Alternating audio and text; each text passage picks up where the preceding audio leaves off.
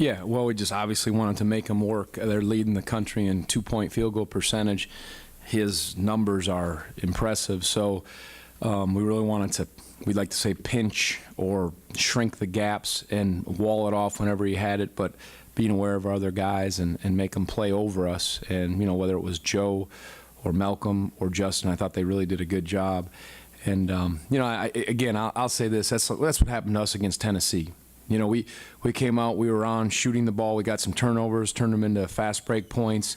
We were pretty locked in defensively, and their youth showed and they were flat, and we've been on the other end of that, so I understand that.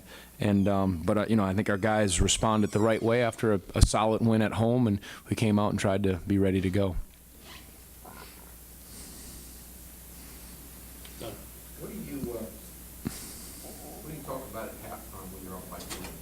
Yeah, we're not used to being in that spot, but we just talked about really coming out with an edge. You can't play the game comfortably, especially on the road. It doesn't work at home really either, but coming out and playing the same way and really establishing right out of the get-go how well you're going to defend.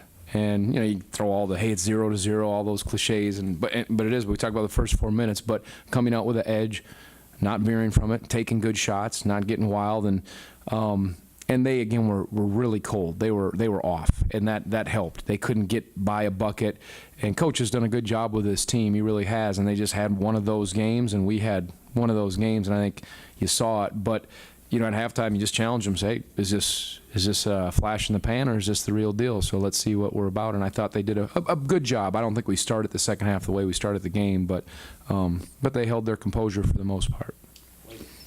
Are the fast break points a byproduct of the turnovers that you guys have forced these last few games, or is it, you know, a more concerted effort to run? Well, I think it's always, you know, I know people don't think we look for that or we're a real slow-down team, but we try to take good shots. If we get a turnover or a guard rebound, we look to go and be opportunistic about it. And then, of course, if your defense turns it over, you have to capitalize on it, and that's what happened in the last 2 games.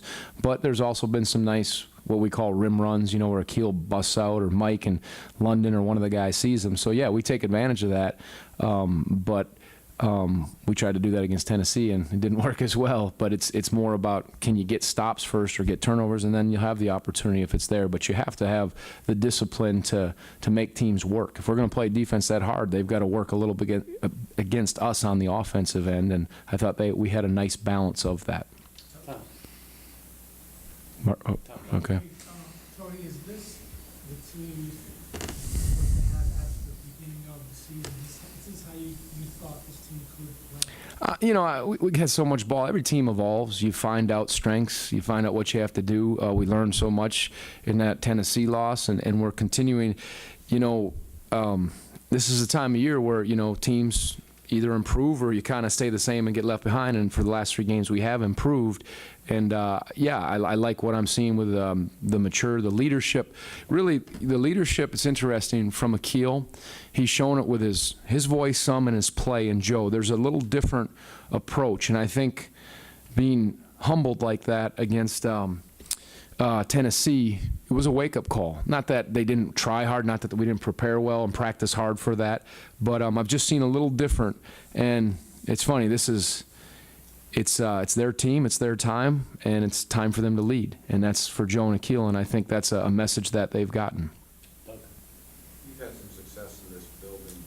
Did that ever come up before the game? Do you think that Joe and Akil, they felt more comfortable coming in? No, I don't think so. You know, it's just like you asked, someone asked after we beat Florida State, did you talk about that streak where where we lost a lot of games, and we didn't. We're just talking about trying to not come out with an edge and not be comfortable. That was kind of the message, and we talked about playing with the passion and the wisdom that we needed to play good basketball. And you know, I'm sure who knows what goes on in their minds, but Joe and Akil, as I said, have set a nice mindset. I've seen them take more ownership in this stretch, and I think that's the others are following. And it's obviously we've had some good results. Jeff, and Mark. Tony asked you about Toby the other day after the Wake game. He got a lot of stuff to drop tonight. What did he do different? What did he do well? Yeah, yeah, that was good to see. You know, we got some good looks. You he's such an important part of it. And then when we have that inside-outside attack, that changes it, and you just saw him with his soft touch. He was, on the glass, 5 offensive rebounds, and I thought he and Akil were a nice combination tonight. But it was good to see him get some touches and be locked in. And Mike's got a big ceiling, or a high ceiling, as we all know, and I just want him to keep maturing and having the intensity that he needs to show his abilities and help our team. Was this the best two-way game Joe has played? Yeah, he was good. Because he did a good. You're right. Of course, offensively, banged the shots, hit the long threes, made his free throws, and he was solid. But he drew the assignment of guarding Warren, and I thought he was good. He was in position. A couple calls that went against him, but yes, very complete. I think that's a good observation, because I think he was, and he accepted that challenge. Sometimes you say, well, we don't want to put our guy on, their leading scorer. What if he gets in foul trouble? But he just, with our matchups, he did a good job. And then Malcolm, when you asked, Malcolm did a heck of a job on him, and so did Justin. So that was important. Is it taking Joe, you think, some time to get adjusted to playing with more weapons around him? Since him getting more? Yeah, maybe. I think we've probably done some things to a little more structure, that there's a little more definition for our guys, and part of that's me learning the team and finding ways and doing a better job. We probably had a little bit too much freedom in some of our motion stuff. We're a little more controlled, and they're still freedom in it, but I think that's helped somewhat. And the shot discernment is getting chances for Joe to get a few more touches, because he does get locked and trailed by all these teams. And then, yeah, he's gotten better defensively. He really has, and that's part of being in the system and the reps he's gotten. And it's good to see that. Coach, do you attribute the team-wide energy? I mean, it seems like you guys have really picked up that energy level, even throughout the game, even with a big lead. Do you attribute that to Joe and Akil kind of taking ownership of these?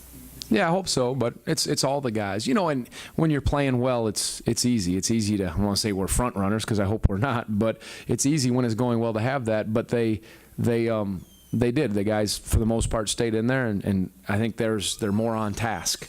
And with young kids today, it's all about keeping them on task, keeping them focused, and having an 11-year-old son, I think, gives me a lot of practice with that. But it's got to be pretty simple. Stay on task. Let's get after it. Let's have an edge. Let's be short. Let's be crisp, and let's practice that way. Let's move on. Let's play that way, and move on from a mistake you made or a good play. And that's in the moment that you got to play. Do you really think a lot of that came just from that experience in Knoxville? I think that, yeah. I don't want to make, but yes. We were doing some good things at times, but that was.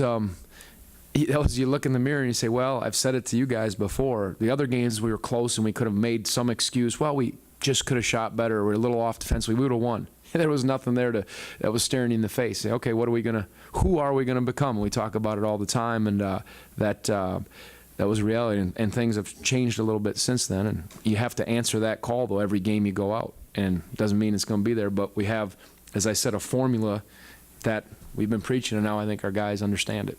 Last two, Doug, and then Mike. Joe played 20 minutes. After his fourth foul, he didn't go back in. Was that part of that because of his lingering concussion, or was it just? Oh, no, not at all. That, yeah. I didn't think, I think he's fine with that. Yeah. Concussion was not a factor in. No, it's funny. He was fine. Like I said, at halftime, he was ready to play at Florida State. He said, I'm fine. That's him. But you went through the protocol. But he, with the fouls and, then with the game, usually you don't have that luxury. And we play on Monday. I said, okay, if we can rest some guys and control their minutes, then we'll do that. And looking at the minutes here, that's the first time I saw the stat sheet. Malcolm played 29 and Akil played 27.